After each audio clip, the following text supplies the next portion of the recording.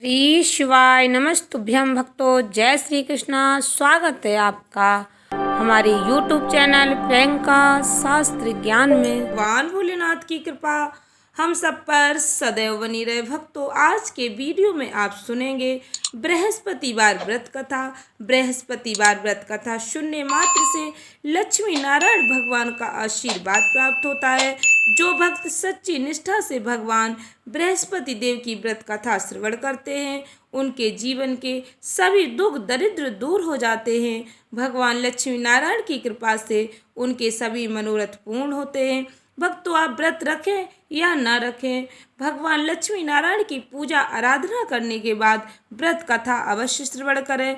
यह व्रत कथा श्रवण करने मात्र से आपके जीवन में आ रही बाधाएं दूर होती हैं। भक्तों, वैशाख मास वार पर यह व्रत कथा अवश्य श्रवण करें। व्रत कथा श्रवण करने से पहले भगवान लक्ष्मी नारायण का पूर्ण श्रद्धा भक्ति के साथ जयकारा लगाएं। कमेंट बॉक्स में हर हर महादेव, जय श्री कृष्णा लिखकर भगवान का आशीर्वाद प्राप्त करें। चैनल पर पहली बार विजिट हुए, पहली बार मेरी आवाज़ सुन रहे तो चैनल को सब्सक्राइब करके बेल आइकन अवश्य दबाएं। इससे हमारे वीडियो की नोटिफिकेशन आप तक पहुंचती रहे और आपको नई नई जानकारी समय से मिलती रहे। भक्तों, बृहस्पतिवार व्रत कथा इस प्रकार है, ध्यान से सुने। प्राचीन समय की बात है। एक बड़ा प्रतापी तथा दानी राजा राज करता था। वह प्रत्येक गुरुवार को व्रत रखता, पूजा करता। यह उसकी रानी को अच्छा नहीं लगता। वह नित्य गरीबों ब्राह्मणों को दान करता। उसकी रानी ना व्रत करती, ना ही किसी को दान देती। राजा को भी ऐसा करने से मना किया करती। एक समय की बात है, राजा शिकार खेलने वन को गए हुए थे। घर पर रानी और दासी थी। उस समय गुरु बृहस्पति देव साधु का रूप धारण कर राजा के यहाँ भिक्षा मांगने आए। साधु ने रानी से भिक्षा मांगी तो वह कहने लगी, हे साधु महाराज, मैं इस दान और पुण्य से तंग आ गई हूँ। आप कोई ऐसा उपाय बताएं जिससे सारा धन नष्ट हो जाए और मैं आराम से रह सकूं। न रहेगा बांस, न बजेगी बांसुरी। साधु रूपी बृहस्पति देव ने कहा, हे देवी, तुम तो बड़ी विचित्र हो। संतान और धन से कोई दुखी होता है। संतान और धन तो पापी के घर भी होने चाहिए। अगर तुम्हारे पास अधिक धन है तो इसे शुभ कार्यों में खर्च करो, जिससे तुम्हारे दोनों लोग सुधरें। परंतु साधु की इन बातों से रानी पर कोई प्रभाव नहीं पड़ा। उसने कहा, मुझे ऐसे धन की आवश्यकता नहीं जिसे मैं दान करूं, जिसको संभालने में ही सारा समय नष्ट हो जाए। साधु ने कहा, यदि तुम्हारी ऐसी इच्छा है तो जैसा मैं तुम्हें बताता हूँ तुम वैसा ही करना। बृहस्पतिवार के दिन घर को गोबर से लीपना, अपने केसों को पीली मिट्टी से धोना, केसों को धोते समय स्नान करना, राजा से हजामत बनाने को कहना, भोजन में तामसिक भोजन करना, कपड़ा धोबी के यहाँ धुलने डालना। इस प्रकार 7 बृहस्पतिवार करने से तुम्हारा समस्त धन नष्ट हो जाएगा। इतना कहकर साधु बने बृहस्पति देव वहाँ से अंतर ध्यान हो गए। साधु के कहे अनुसार करते हुए रानी को केवल 3 बृहस्पतिवार ही बीते थी कि उसकी समस्त धन संपत्ति नष्ट हो गई। भोजन के लिए परिवार तरसने लगा।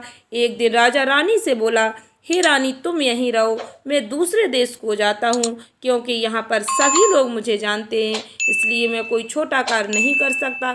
ऐसा कहकर राजा परदेश चला गया। वहाँ वह जंगल से लकड़ी काट कर लाता और शहर में बेचता। इस तरह वह अपना जीवन व्यतीत करने लगा।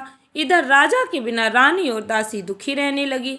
एक समय जब रानी और दासी को 7 दिन तक बिना भोजन के रहना पड़ा तो रानी ने अपनी दासी से कहा, हे दासी, पास ही के नगर में मेरी बहन रहती है, वह बड़ी धनवान है, तू उसके पास जा और कुछ ले आ ताकि थोड़ी बहुत गुजर बसर हो जाए। दासी रानी की बहन के पास गई। उस दिन बृहस्पतिवार था। रानी की बहन उस समय बृहस्पतिवार की कथा सुन रही थी। दासी ने रानी की बहन को अपनी रानी का संदेश दिया, लेकिन रानी की बहन ने कोई उत्तर नहीं दिया। जब दासी को रानी की बहन से कोई उत्तर नहीं मिला तो वह बहुत दुखी हुई। उसे क्रोध भी आया। दासी ने वापस आकर रानी को सारी बात बता दी। सुनकर रानी ने अपने भाग्य को कोसा। उधर रानी की बहन ने सोचा कि मेरी बहन की दासी आई थी, परंतु मैं उससे नहीं बोली, इससे वह बहुत दुखी हुई होगी। कथा सुनकर और पूजन समाप्त कर वह अपनी बहन के घर गई और कहने लगी, हे बहन, मैं बृहस्पतिवार का व्रत कर रही थी, तुम्हारी दासी गई, परंतु जब तक कथा होती है तब तक ना उठते हैं और ना बोलते हैं, इसलिए मैं नहीं बोली। कहो दासी क्यों गई थी? रानी बोली, बहन, हमारे घर अनाज नहीं था। ऐसा कहते कहते रानी की आंखें भर आई। उसने दासी समेत भूखे रहने की बात अपनी बहन को बता दी। रानी की बहन बोली, बहन देखो, बृहस्पति देव भगवान सबकी मनोकामना पूर्ण करते हैं। देखो, शायद तुम्हारे घर में अनाज रखा हो। यह सुनकर दासी घर के अंदर गई तो वहां उसे एक घड़ा अनाज का भरा मिल गया। उसे बड़ी हैरानी हुई, क्योंकि उसे एक एक बर्तन देख लिया था। उसने बाहर आकर रानी को बताया। दासी रानी से कहने लगी, हे रानी, जब हमको भोजन नहीं मिलता तो हम व्रत ही तो करते हैं, इसलिए क्यों ना इनसे व्रत और कथा की विधि पूछ ली जाए, हम भी व्रत किया करेंगे। दासी के कहने पर रानी ने अपनी बहन से पूछा बृहस्पतिवार व्रत के बारे में। उसकी बहन ने बताया, बृहस्पतिवार के व्रत में चने की दाल और मुनक्का से विष्णु भगवान का केले की जड़ में पूजन करें, दीपक जलाएं, पीले भोजन करें, कथा अवश्य श्रवण करें। इससे गुरु भगवान प्रसन्न होते हैं, मनोकामना पूर्ण करते हैं। व्रत और पूजन की विधि बताकर रानी की बहन अपने घर लौट आई। रानी और दासी दोनों ने निश्चय किया कि बृहस्पति देव भगवान का पूजन अवश्य करेंगे। 7 रोज बाद जब बृहस्पतिवार आया तो उन्होंने व्रत रखा। गुड़साल में जाकर चना और गुड़ बीन लाई, उसकी दाल से केले की जड़ विष्णु भगवान का पूजन किया। अब पीला भोजन कहाँ से आए? दोनों बड़ी दुखी हुई, परंतु उन्होंने व्रत किया था, इसलिए बृहस्पति देव भगवान प्रसन्न थे। एक साधारण व्यक्ति के रूप में वे 2 थालों में सुंदर पीला भोजन लेकर आए। दासी को देकर बोले, हे दासी, यह भोजन तुम्हारे लिए और तुम्हारी रानी के लिए, इसे तुम दोनों ग्रहण करना। दासी भोजन पाकर बहुत प्रसन्न हुई। उसने रानी को सारी बात बताई। उसके बाद से वे प्रत्येक बृहस्पतिवार को गुरु भगवान का व्रत और पूजन करने लगी। बृहस्पति भगवान की कृपा से उनके पास धन हो गया, परंतु रानी फिर पहले की तरह आलस करने लगी। तब दासी बोली, देखो रानी, तुम पहले भी इस प्रकार आलस करती थी, तुम्हें धन रखने में कष्ट होता था, इस कारण सभी धन नष्ट हो गया। अब गुरु भगवान की कृपा से धन मिला है तो फिर तुम्हें आलस होता है। बड़ी मुसीबतों के बाद हमने यह धन पाया, इसलिए हमें दान पुण्य करना चाहिए, भूखे मनुष्यों को भोजन कराना चाहिए, प्याऊ लगवाओ, ब्राह्मणों को दान दो, कुआं तालाब बावड़ी का निर्माण कराओ, मंदिर पाठशाला बनवा कर ज्ञान का दान करो, कुंवारी कन्याओं का विवाह करवाओ, धन को शुभ कार्यों में खर्च करो, जिससे तुम्हारे कुल का यश बढ़े, स्वर्ग प्राप्त हो और पिता प्रसन्न हो। दासी की बात मानकर रानी शुभ कार्य करने लगी, उसका यश फैलने लगा। एक दिन रानी और दासी आपस में विचार करने लगी कि न जाने राजा किस दशा में होंगे, उनकी कोई खोज खबर नहीं है। उन्होंने श्रद्धा पूर्वक गुरु बृहस्पति देव से प्रार्थना की, राजा जहाँ कहीं भी हों शीघ्र वापस आ जाएं। उधर राजा परदेश में बहुत दुखी रहने लगा। वह प्रतिदिन जंगल से लकड़ी बीन कर लाता, उसे शहर में बेचकर अपने दुखी जीवन को बड़ी कठिनता से व्यतीत करता। एक दिन दुखी हो राजा अपनी पुरानी बातों को याद करके रोने लगा और उदास हो गया। उसी समय राजा के पास बृहस्पति देव साधु के वेश में आकर बोले, हे लकड़हारे, तुम इस सुनसान जंगल में किस चिंता में बैठे हो, मुझे बतलाओ। यह सुन राजा के नेत्रों में जल भर आया। साधु की वंदना कर राजा ने अपनी संपूर्ण कहानी सुना दी। महात्मा दयालु होते हैं, वे राजा से बोले, हे राजा, तुम्हारी पत्नी ने बृहस्पतिवार के दिन बृहस्पति देव का अपमान किया था, जिसके कारण तुम्हारी यह दशा हुई। अब तुम चिंता मत करो, भगवान तुम्हें पहले से अधिक धन देंगे। देखो, तुम्हारी पत्नी ने बृहस्पतिवार का व्रत प्रारंभ कर दिया है। अब तुम भी बृहस्पतिवार का व्रत करके चने की दाल गुड़ जल के लोटे में डालकर केले का पूजन करो, फिर कथा कहो या सुनो, भगवान तुम्हारी सब मनोकामनाएं पूर्ण करेंगे। साधु की बात सुनकर राजा बोला, हे प्रभु, लकड़ी बेचकर तो इतना पैसा मुझे नहीं मिलता जिससे भोजन के उपरांत कुछ बचा सकूं। मैंने रात्रि में अपनी रानी को व्याकुल देखा है, मेरे पास कोई साधन नहीं जिससे मैं उसका समाचार जान सकूं। साधु ने कहा, हे राजा, मन में बृहस्पति भगवान के पूजन व्रत का निश्चय करो, वे स्वयं तुम्हारे लिए कोई राह बना देंगे। बृहस्पतिवार के दिन तुम रोजाना की तरह लकड़ियां लेकर शहर में जाना। तुम्हें रोज से दुगना धन प्राप्त होगा, जिससे तुम भली भांति भोजन कर लोगे और बृहस्पति देव की पूजा का सामान भी आ जाएगा। जो तुमने बृहस्पतिवार की कहानी के बारे में पूछा है वह इस प्रकार है। बृहस्पति देव की कहानी। प्राचीन काल में एक बहुत ही निर्धन ब्राह्मण था। उसके कोई संतान न थी। वह नित्य पूजा पाठ करता। उसकी स्त्री न स्नान करती, न किसी देवता का पूजन करती। इस कारण ब्राह्मण देवता बहुत दुखी रहते थे। भगवान की कृपा से ब्राह्मण के यहाँ एक कन्या रूपी रत्न पैदा हुआ। कन्या बड़ी होने लगी। प्रातः स्नान करके वह भगवान विष्णु का जाप करने लगी। बृहस्पतिवार का व्रत भी करने लगी। पूजा पाठ समाप्त कर पाठशाला जाती तो अपनी मुट्ठी में जौ भर के ले जाती और पाठशाला के मार्ग में डालती जाती। लौटते समय वही जौ स्वर्ण के हो जाते तो उनको बीन कर घर ले आती। एक दिन वह बालिका सूप में उन सोने के जौ को फटक कर साफ कर रही थी। तभी उसकी माँ ने देख लिया और कहा कि हे बेटी, सोने के जौ को फटकने के लिए सोने का सूप होना चाहिए। दूसरे दिन गुरुवार था। कन्या ने व्रत रखा और बृहस्पति देव से सोने का सूप देने की प्रार्थना की। बृहस्पति देव ने उसकी प्रार्थना स्वीकार कर ली। रोजाना की तरह वह कन्या जौ फैलाती हुई पाठशाला चली गई। पाठशाला से लौटकर जब वह जौ बीन रही थी तो बृहस्पति देव की कृपा से उसे सोने का सूप मिला। उसे वह घर ले आई और उससे जौ साफ करने लगी, परंतु उसकी माँ का वही ढंग रहा। एक दिन की बात है, कन्या सोने के सूप में जब जौ साफ कर रही थी तो उस नगर का राजकुमार वहां से निकला। कन्या के रूप और कार्य को देखकर वह उस पर मोहित हो गया। राजमहल आकर वह भोजन जल त्याग कर उदास होकर लेट गया। राजा को जब राजकुमार द्वारा अन्न जल त्यागने का समाचार प्राप्त हुआ तो अपने मंत्रियों के साथ वह अपने पुत्र के पास गया और कारण पूछा। राजकुमार ने राजा को उस लड़की के घर का पता बतलाया। मंत्री उस लड़की के घर गया। मंत्री ने ब्राह्मण के समक्ष जाकर राजा की ओर से निवेदन किया। कुछ ही दिन बाद ब्राह्मण की कन्या का विवाह राजकुमार के साथ संपन्न हो गया। कन्या के घर से जाते ही ब्राह्मण देव के घर में पहले की भांति गरीबी का निवास हो गया। एक दिन दुखी होकर ब्राह्मण अपनी पुत्री से मिलने गए। बेटी ने पिता की ऐसी अवस्था को देखा और अपनी माँ का हाल पूछा। ब्राह्मण ने सभी हाल कह सुनाया। कन्या ने बहुत सा धन देकर अपने पिता को विदा कर दिया, लेकिन कुछ दिन बाद फिर वही हाल हो गया। ब्राह्मण फिर अपनी कन्या के यहाँ गया और सभी हाल कहा तो पुत्री बोली, हे पिताजी, आप माताजी को यहाँ लिवा लाओ, मैं उन्हें वह विधि बता दूंगी जिससे गरीबी दूर हो जाए। ब्राह्मण देवता अपनी स्त्री को साथ लेकर अपनी पुत्री के पास राजमहल पहुँचे तो पुत्री अपनी माँ को समझाने लगी, हे माँ, तुम प्रातःकाल स्नान आदि करके विष्णु भगवान का पूजन करो तो सब दरिद्रता दूर हो जाएगी। परंतु उसकी माँ ने उसकी एक भी बात नहीं मानी। वह प्रातःकाल उठकर अपनी पुत्री की बच्चों की जूठन को खा लेती। एक दिन उसकी पुत्री को बहुत गुस्सा आया। उसने अपनी माँ को एक कोठरी में बंद कर दिया। प्रातः उसे स्नान आदि करा के पूजा पाठ करवाया तो उसकी माँ की बुद्धि ठीक हो गई। इसके बाद वह नियम से पूजा पाठ करने लगी और प्रत्येक बृहस्पतिवार को व्रत करने लगी। इस व्रत के प्रभाव से मृत्यु के बाद वह स्वर्ग को प्राप्त हुई। वह ब्राह्मण भी सुखपूर्वक इस लोक का सुख भोगकर स्वर्ग को प्राप्त हुआ।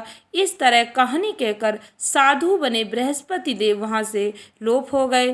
धीरे धीरे समय व्यतीत होने पर फिर बृहस्पतिवार का दिन आया। राजा जंगल से लकड़ी काटकर शहर में बेचने गया। उसे उस दिन और दिनों से अधिक धन मिला। राजा ने चना गुड़ आदि लाकर बृहस्पतिवार का व्रत किया। उस दिन से उसके सभी कलेश दूर हुए। परंतु जब अगले गुरुवार का दिन आया तो वह बृहस्पतिवार का व्रत करना भूल गया। इस कारण बृहस्पति देव नाराज हो गए। उस दिन उस नगर के राजा ने विशाल यज्ञ का आयोजन किया था तथा अपने समस्त राज्य में घोषणा करवा दी कि सभी मेरे यहाँ भोजन करने आए, किसी के घर चूल्हा न जले। इस आज्ञा को जो न मानेगा उसको फांसी की सजा दी जाएगी। राजा की आज्ञा अनुसार सभी लोग राजा के यहाँ भोजन करने गए, लेकिन लकड़हारा कुछ देर से पहुंचा, इसलिए राजा उसको अपने साथ महल में ले गए। जब राजा लकड़हारे को भोजन करा रहे थे तो रानी की दृष्टि उस खूंटी पर पड़ी जिस पर उसका हार लटका हुआ था। उसे हार खूंटी पर लटका दिखाई नहीं दिया। रानी को विश्वास हो गया कि निश्चय ही मेरा हार इस लकड़हारे ने चुरा लिया है। उसी समय सैनिक बुलवाकर उसको जेल में डलवा दिया। लकड़हारा जेल में विचार करने लगा कि ना जाने कौन से पूर्व जन्म के कर्म से मुझे यह दुख प्राप्त हुआ है, और जंगल में मिले साधु को याद करने लगा। तत्काल बृहस्पति देव साधु रूप में प्रकट हो गए और कहने लगे, अरे मूर्ख, तूने बृहस्पति देवता की कथा नहीं की, उसी कारण तुझे यह दुख प्राप्त हुआ है। अब चिंता मत कर, बृहस्पतिवार के दिन जेल खाने के दरवाजे पर तुझे 4 पैसे पड़े मिलेंगे। उनसे तू बृहस्पतिवार की पूजा करना तो तेरे सभी कष्ट दूर हो जाएंगे। अगले बृहस्पतिवार को से जेल के द्वार पर 4 पैसे मिले। राजा ने पूजा का सामान मंगवाकर कथा कही और प्रसाद बांटा। उसी रात्रि में बृहस्पति देव ने उस नगर के राजा को स्वप्न में कहा, हे राजा, तूने जिसे जेल में बंद किया है उसे तत्काल छोड़ देना, वह निर्दोष है।